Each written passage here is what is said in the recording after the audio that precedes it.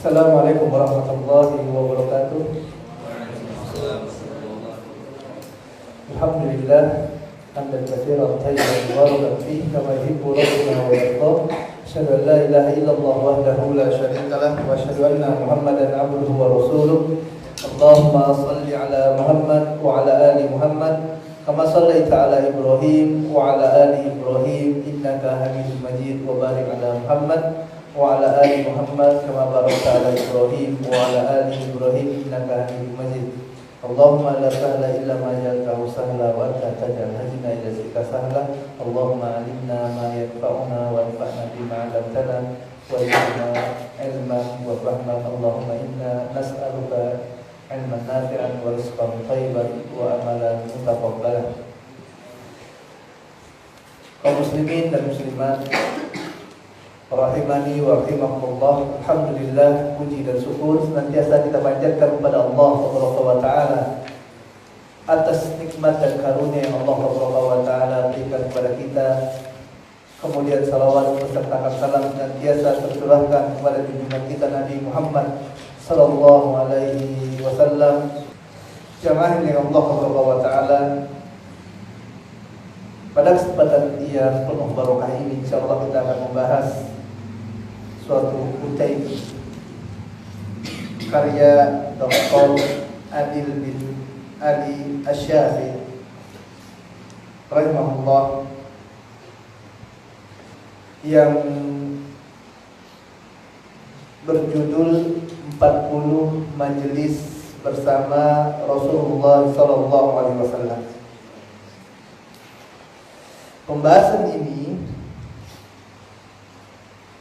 akan berisikan hal-hal yang berkaitan dengan Nabi kita tercinta Muhammad sallallahu alaihi wasallam, tentang biografi singkat beliau, akhlak beliau, kemudian sifat-sifat beliau, yang tentu ini akan sangat penting sekali bagi kita semua untuk mempelajarinya, untuk membahasnya, dikarenakan beliau sallallahu alaihi wasallam adalah sosok yang merupakan contoh ataupun teladan yang terbaik bagi kita semuanya. Hal ini sebagaimana apa yang dikatakan oleh Allah Tabaraka wa Ta'ala. Allah Tabaraka wa Ta'ala mengatakan, laqad kana lakum fi Rasulillahi uswatun hasanah. Dan sungguh bagi kalian pada diri Rasulullah sallallahu alaihi wasallam ini terdapat teladan yang mulia. Maka telah sepantasnya lah bagi kita semua untuk mempelajari tentang Nabi kita tercinta ini, yang dengannya tentu akan menjadikan kita seorang hamba yang lebih baik lagi, yang lebih bertakwa kepada Allah Subhanahu wa taala, dan dengan meniti jalan yang ditempuh oleh beliau sallallahu alaihi wasallam, maka akan terwujudlah kebaikan-kebaikan yang banyak, kebahagiaan yang hakiki. Karena sesungguhnya kebahagiaan yang hakiki yang dirasakan oleh seorang muslim hanyalah dengan dekat kepada Allah Subhanahu wa taala. Karena sesungguhnya jiwa ini adalah ciptaan Allah Subhanahu wa taala. Diri kita adalah ciptaan Allah Subhanahu wa taala. Qalbu kita adalah ciptaan Allah Subhanahu wa taala. Dan fitrahnya apabila hamba ciptaan Allah Subhanahu wa taala ini dekat dengan Rabb yang menciptakannya, maka di sanalah letak kebahagiaan yang hakiki, yang sesungguhnya, yang sangat didambakan oleh semua makhluk yang ada di dunia ini. Jamaah dengan Allah wa ta'ala,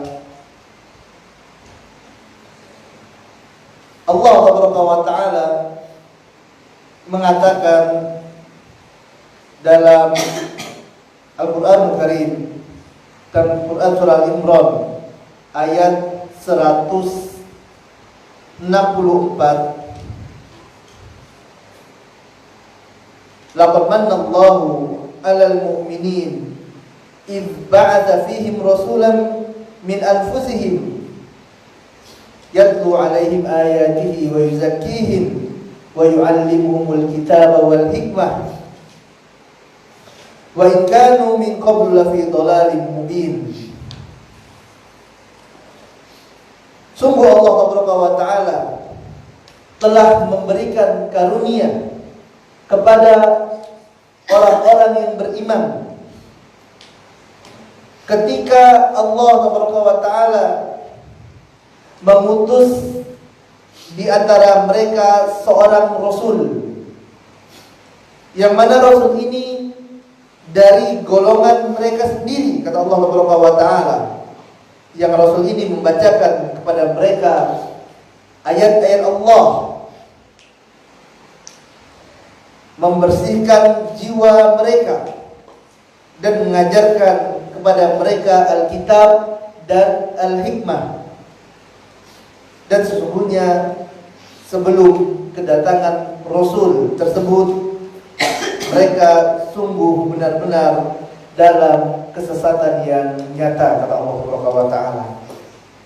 Maka jamaah dengan Allah wa ta'ala, diutusnya Rasul Muhammad sallallahu alaihi wasallam ini merupakan karunia, merupakan bentuk rahmat dan kasih sayang Allah wa ta'ala kepada hamba-hambanya, yang mana Rasul ini mengajarkan kepada manusia, mengabarkan kepada mereka perkara-perkara yang dicintai oleh Allah wa ta'ala, mengajarkan kepada mereka jalan yang apabila mereka tempuh jalan tersebut maka akan memberikan keselamatan dan kebahagiaan bagi mereka di dalam kehidupan mereka, baik itu di dunia maupun di akhirat kelak. Yang mana Rasul ini menjelaskan kepada mereka petunjuk dari Allah wa ta'ala, yang mana Rasul tadi mengabarkan kepada mereka perkara-perkara yang dimurkai oleh Allah dan dilarang oleh Allah wa ta'ala, yang dengannya mereka dapat meninggalkannya. Maka ini adalah karunia yang agung, karunia yang besar yang diberikan oleh Rabbul Alamin, yang mana barang siapa yang mengikuti Rasul ini maka dia akan masuk dalam surga Allah wa ta'ala. Dan barang siapa yang enggan, tidak mau mengikuti Rasul yang telah Allah wa ta'ala utus, maka mereka akan mendapatkan kesengsaraan, baik itu kesengsaraan di dalam kehidupan dunia maupun kesengsaraan dalam kehidupan akhirat. Jamaah dengan Allah wa ta'ala,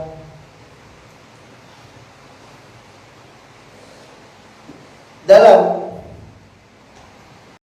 buku ini muallif, yaitu Syekh Dr. Adil bin Ali Asy-Syafi'i rahimahullah ta'ala, semoga Allah wa ta'ala senantiasa menjaga dan merahmati beliau.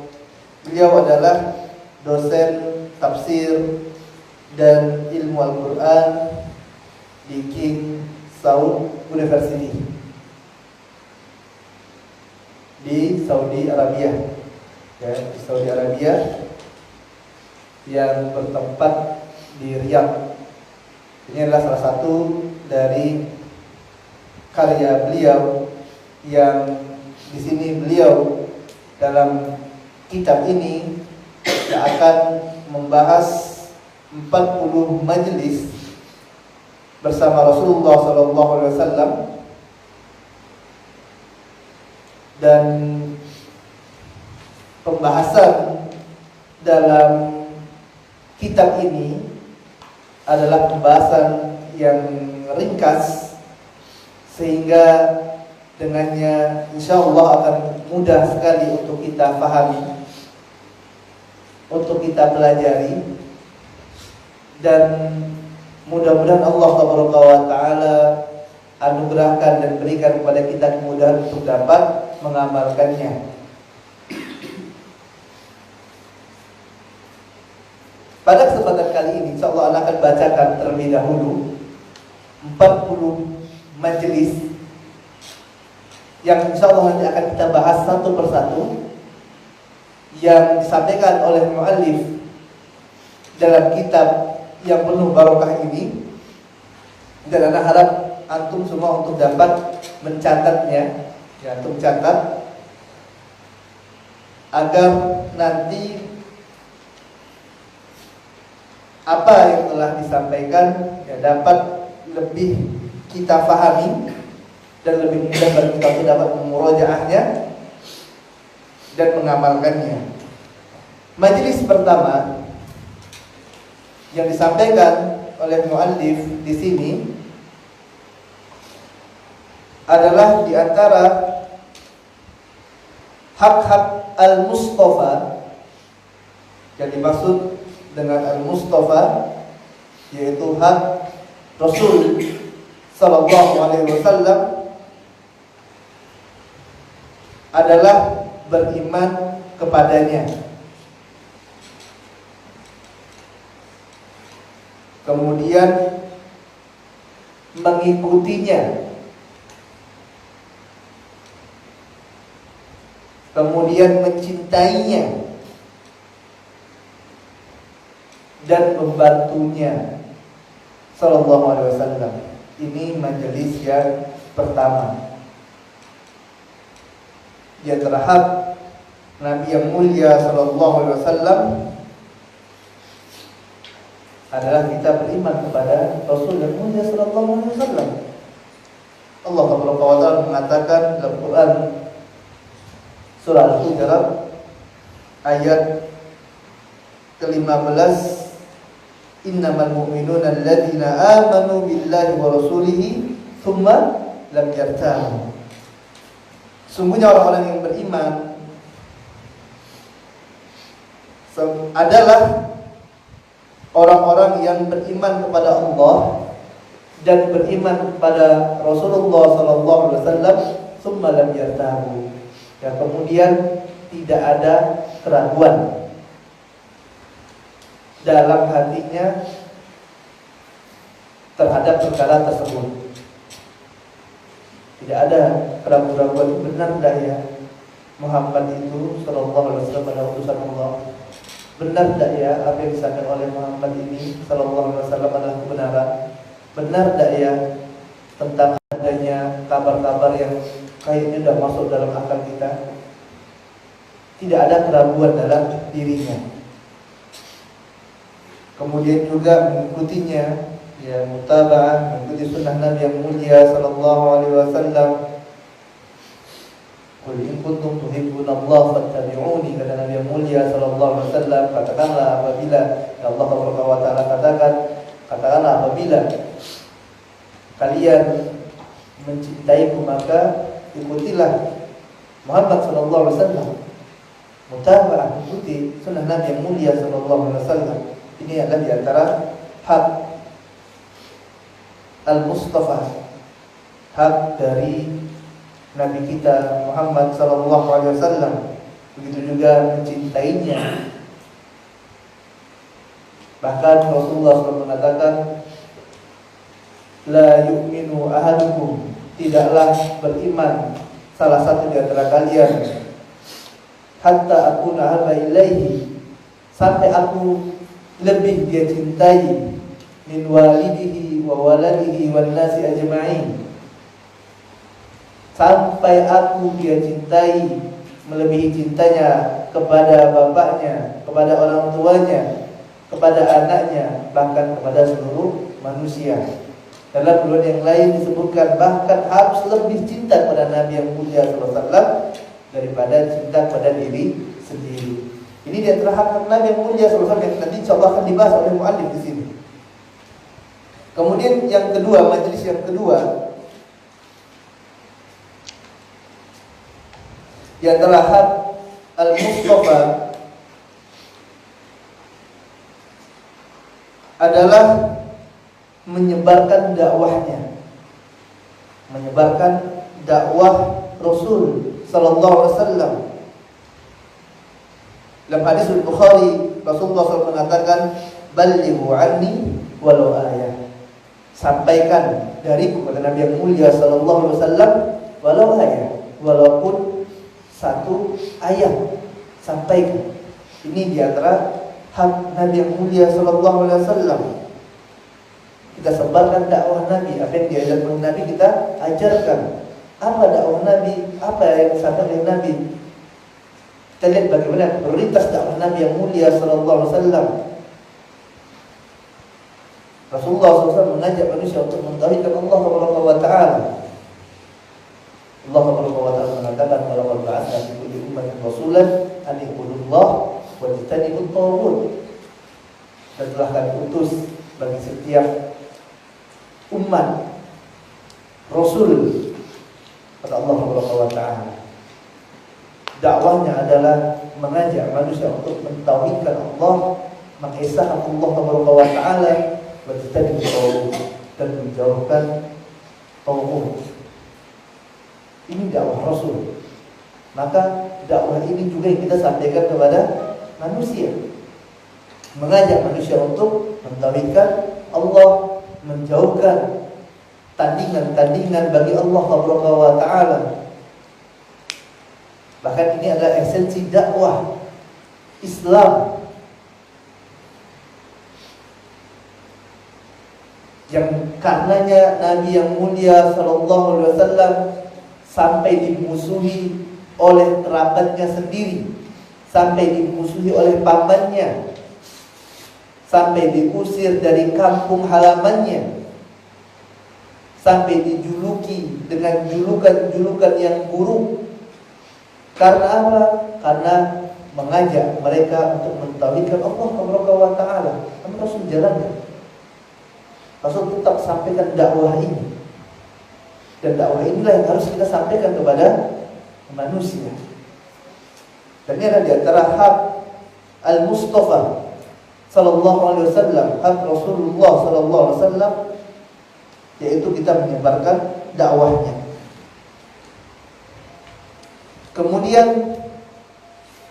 di antara hak Al-Mustafa adalah membesarkannya hidup dan mati beliau sallallahu alaihi wasallam. Ya, artinya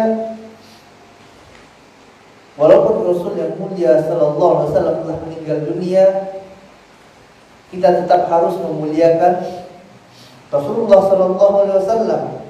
Kita tetap harus menjalankan sunnah-sunnahnya, tetap menjalankan ajarannya walaupun Rasul telah meninggal dunia. Tetap taat kepada beliau sallallahu alaihi wasallam sebagaimana sewaktu beliau masih hidup para sahabat taat kepada Rasul yang mulia sallallahu alaihi wasallam.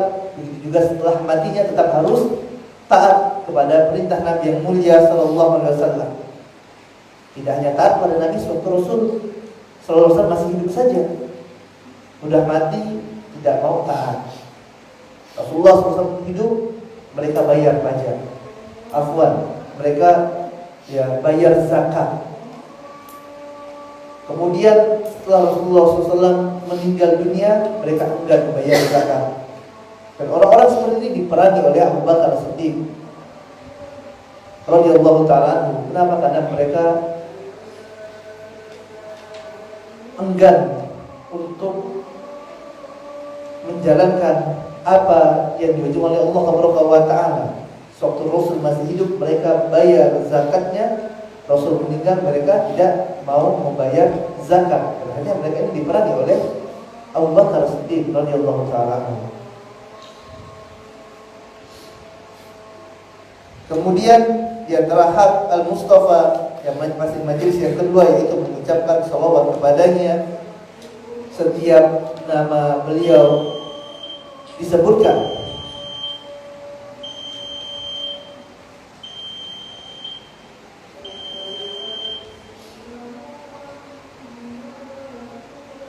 Allah Subhanahu wa taala mengatakan innallaha wa malaikatahu yusholluna 'alan nabi ya ayyuhalladzina amanu shallu 'alaihi wa sallimu taslima.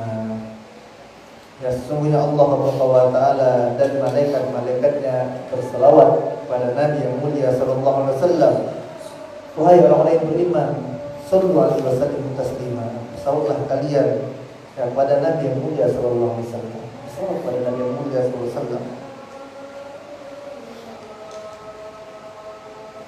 Bahkan dalam hadis riwayat Muslim, Nabi yang mulia sallallahu alaihi wasallam mengatakan, "Ragima anfu rajulin dzukirtu 'indahu falam yusalli 'alayya." Sungguh teramat buruk seorang laki-laki, sungguh teramat jelek orang tersebut yang disebutkan namaku di sisinya, lalu dia enggan berselawat kepada Nabi yang mulia sallallahu alaihi Muslim, hadis riwayat Muslim. Ya, maka di antara hak Nabi yang mulia sallallahu alaihi wasallam adalah kita berselawat sewaktu disebutkan nama beliau sallallahu alaihi wasallam. Kemudian di antara hak Rasul yang mulia sallallahu alaihi wasallam al-Mustafa adalah bersikap wala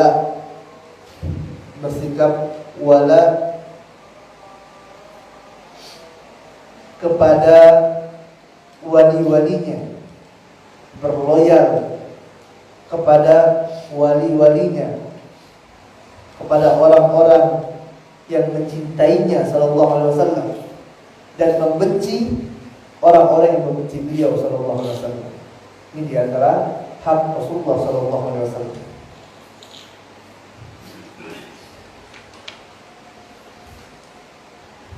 Sudah masuk waktu azan isya?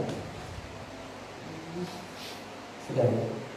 Baik, kita dengarkan azan salat isya terlebih dahulu. Insyaallah kita akan lanjutkan sedikit setelah azan. Sallallahu alaihi Muhammadin wa ala alihi wa sahbihi ajma'in. Majelis yang ketiga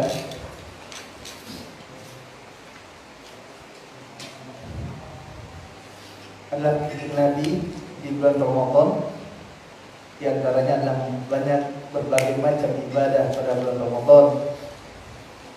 Kemudian petunjuk beliau sallallahu alaihi wasallam dalam menetapkan awal bulan Ramadan. Kemudian petunjuk beliau sallallahu alaihi wasallam untuk keluar dari bulan Ramadan. Kemudian majelis yang keempat adalah petunjuk Nabi Muhammad sallallahu alaihi wasallam di bulan Ramadan bagian yang kedua. Di antara poinnya adalah bersama Nabi sallallahu alaihi wasallam ketika berbuka puasa. Kemudian adab-adab dalam berpuasa.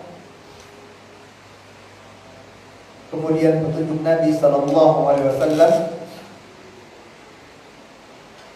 dalam bulan Ramadan. Majelis yang kelima adalah petunjuk Nabi sallallahu alaihi wasallam di bulan Ramadan bagian yang ketiga, yang berisikan petunjuk beliau sallallahu alaihi wasallam pada orang-orang yang dia lupa kemudian makan dan minum pada siang hari bulan Ramadan. Kemudian hal-hal yang membatalkan puasa dan petunjuk Nabi sallallahu alaihi wasallam dalam beriktikaf.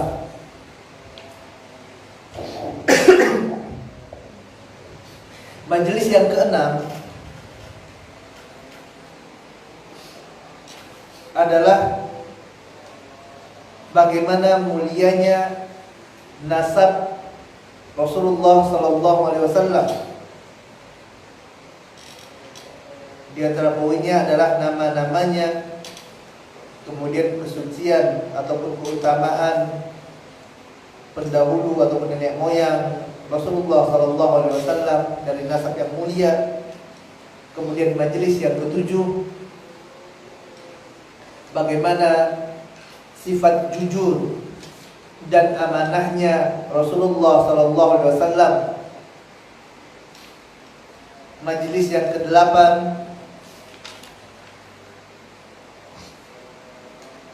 perjanjian dan berita gembira dari para nabi terdahulu tentang akan datangnya Nabi Muhammad sallallahu alaihi wasallam. Majelis yang ke-9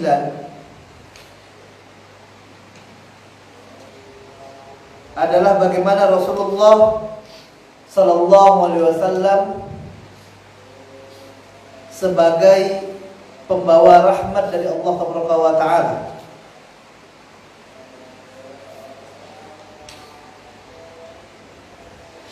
Kemudian majelis yang ke-10,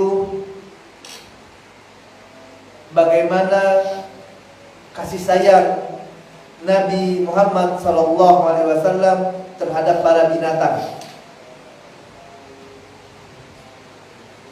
Majelis yang ke-11,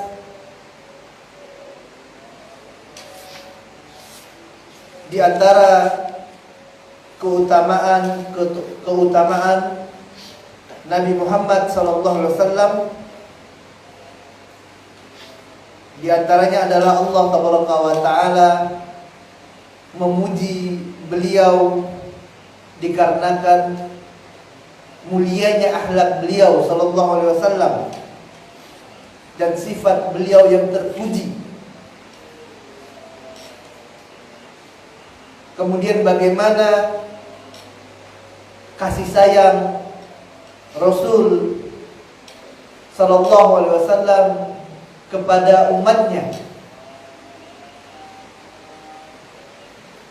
Kemudian di antara keutamaan Nabi yang mulia sallallahu alaihi wasallam, bagaimana Allah Taala memberikan perhatian yang lebih pada Nabi yang mulia sallallahu alaihi wasallam sejak beliau dilahirkan. Kemudian bagaimana Allah Taala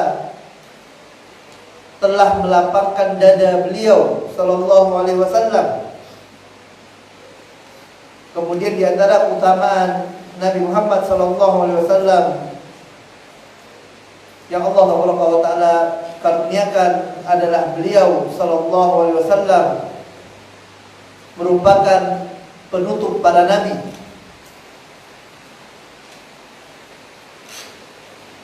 Kemudian beliau juga sallallahu alaihi wasallam adalah makhluk yang paling bertakwa kepada Allah Subhanahu wa taala dan paling mulia.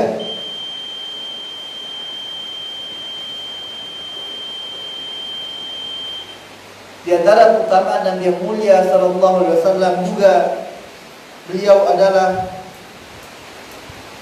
pemimpin umat manusia pada hari kiamat, dan beliau sallallahu alaihi wasallam adalah orang yang pertama kali akan masuk ke dalam surga Allah Subhanahu wa taala. Beliau juga sallallahu alaihi wasallam adalah panutan bagi seluruh manusia, dan beliau sallallahu alaihi wasallam tidak berbicara dengan hawa nafsunya. Majelis yang ke-12 adalah tentang kelahiran, kemudian susuan dan penjagaan Allah tabaraka wa taala terhadap Rasulullah sallallahu alaihi wasallam. Beberapa poin dalam majelis yang ke-12 ini, di antaranya bagaimana kematian bapak beliau sallallahu alaihi wasallam, bagaimana penyusuan beliau sallallahu alaihi wasallam, bagaimana kematian ibu beliau sallallahu alaihi wasallam, dan bagaimana penjagaan Allah Subhanahu wa taala terhadap beliau sallallahu alaihi wasallam di tengah masyarakat yang jahiliyah pada masa itu. Majelis yang ke-13 adalah bagaimana perkawinan dan istri-istri Rasulullah SAW, ummahatul mukminin. Majelis yang ke-14 adalah bagaimana muamalah Rasulullah SAW kepada para wanita. Majelis yang ke-15 adalah bagaimana muamalah Rasul sallallahu alaihi wasallam kepada para wanita, bagian yang kedua. Majelis ke-16 adalah bagaimana masa-masa diutusnya beliau sallallahu alaihi wasallam menjadi rasul dan bagaimana dakwah beliau sallallahu alaihi wasallam kepada kaumnya. Majelis yang ke-17 bagaimana Rasul sallallahu alaihi wasallam menyikapi gangguan di dalam dakwahnya. Rasul sallallahu alaihi wasallam berdakwah diganggu. Bagaimana beliau sallallahu alaihi wasallam menyikapi gangguan-gangguan tersebut. Majelis yang ke-18 bagaimana penjagaan Allah Subhanahu taala kepada utusannya Muhammad sallallahu alaihi wasallam ini. Majelis yang ke-19 bagaimana tata cara yang benar dalam mencintai Rasulullah sallallahu alaihi wasallam. Majelis yang ke-20 tanda-tanda kenabian yang terbesar. Majelis ke-21 bagaimana contoh ibadahnya Rasulullah sallallahu alaihi wasallam. Majelis ke-22 bagaimana permulaan tersebarnya agama Islam. Majelis ke-23 adalah tentang hijrahnya Rasulullah SAW dari kota Mekah ke Madinah. Bagaimana perjalanan hijrah beliau Sallallahu Alaihi Wasallam. Majelis ke-24 bagaimana kehidupan keseharian Rasulullah Sallallahu Alaihi Wasallam. Majelis ke-25 bagaimana dasar-dasar pembangunan pemerintahan yang dilakukan oleh Nabi yang mulia Muhammad sallallahu alaihi wasallam. Majelis ke-27 bagaimana keadaan perang Badar Kubro. Majelis ke-28 adalah tentang peristiwa perang Uhud, yang mana pada waktu itu kaum muslimin mendapatkan kekalahan dan banyak pelajaran yang dapat diambil oleh kaum muslimin. Majelis ke-29 adalah pelajaran-pelajaran yang dapat diambil dan merupakan ibrah yang sangat penting dari kekalahan kaum muslimin pada perang Uhud. Majelis ke-30 bagaimana kasih sayang dan lembutnya Nabi yang mulia sallallahu alaihi wasallam kepada umatnya. Majelis ke-31 masih tentang betapa besarnya kasih sayang dan betapa lembutnya Nabi yang mulia sallallahu alaihi wasallam kepada umatnya.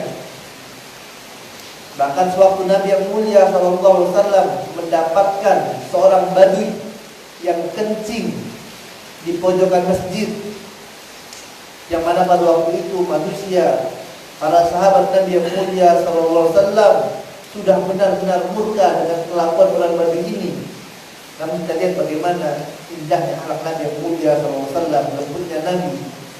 Nabi tidak menghadapnya, Nabi memberikan penjelasan, Nabi memberikan pembelajaran yang penuh rasa cinta dan kasih sayang kepada umatnya. Kemudian majelis yang ke-32 tentang kejadian pada perang Ahzab. Majelis ke-33 bagaimana bentuk keadilan Nabi Muhammad SAW. Majelis ke-34 bagaimana tipu daya yang dilakukan oleh orang-orang Yahudi dan bagaimana Nabi yang mulia SAW mensikapi mereka. Majelis yang ke-35 sebab-sebab disyariatkannya berjihad jalan Allah Subhanahu wa taala dan adab-adab yang benar dalam berjihad tersebut. Kemudian majelis ke-36 adalah tentang perjanjian Hudaybiyah, sulhul Hudaybiyah. Majelis ke-37 adalah sifat wafa yang dimiliki oleh Rasul yang mulia sallallahu alaihi wasallam, yang mana beliau sallallahu alaihi wasallam adalah orang yang senantiasa memenuhi janjinya, tidak mengingkari janji yang pernah beliau ucapkan. Majelis ke-38 adalah tentang penaklukan kota Mekkah atau Fathul Mekkah. Majelis yang ke-39 adalah bagaimana Nabi yang mulia sallallahu alaihi wasallam memiliki sifat pemaaf dan mudah memberikan maaf. Majelis yang ke-40 adalah bagaimana kasih sayang Rasulullah sallallahu alaihi wasallam terhadap anak-anak. Inilah jamaah yang Allah Subhanahu wa taala 40 majelis bersama Rasulullah sallallahu alaihi wasallam yang insyaallah nanti satu persatu akan kita bahas dari apa yang disampaikan oleh muallif dalam kitab ini. Semoga Allah Subhanahu wa taala berikan kemudahan bagi kita semuanya untuk dapat mengambil pelajaran, untuk dapat mempelajari tentang kehidupan, akhlak, adab dan kejadian-kejadian yang penting yang telah dicontohkan oleh suri tauladan kita, Nabi yang kita cintai, Nabi Muhammad SAW, yang dengannya kita mengharapkan kepada Allah Subhanahu wa taala agar kita termasuk orang-orang yang istiqomah mengikuti sunnah beliau sallallahu alaihi wasallam, dan dengannya Allah Subhanahu wa taala akan cinta kepada kita dan memberikan kemudahan bagi kita baik dalam kehidupan dunia kita dan di akhirat kita. Dan Allah Subhanahu wa taala anugerahkan kepada kita syafaat yang mulia dari Rasulullah sallallahu alaihi wasallam pada hari kiamat kelak. Saya rasa ini saja ya untuk mukadimah pertemuan pertama kita ya dari pembahasan ya kitab 40 majelis bersama Rasulullah sallallahu alaihi wasallam. Apa yang benar datang dari Allah Subhanahu wa taala dan yang salah datang dari kelemahan ilmu ana dan dari syaitan. Kita akhiri dengan membaca doa kafaratul majelis. Subhanallahumma wa bihamdika asyhadu an la ilaha illa anta astaghfiruka wa atubu ilaik. Assalamualaikum warahmatullahi wabarakatuh.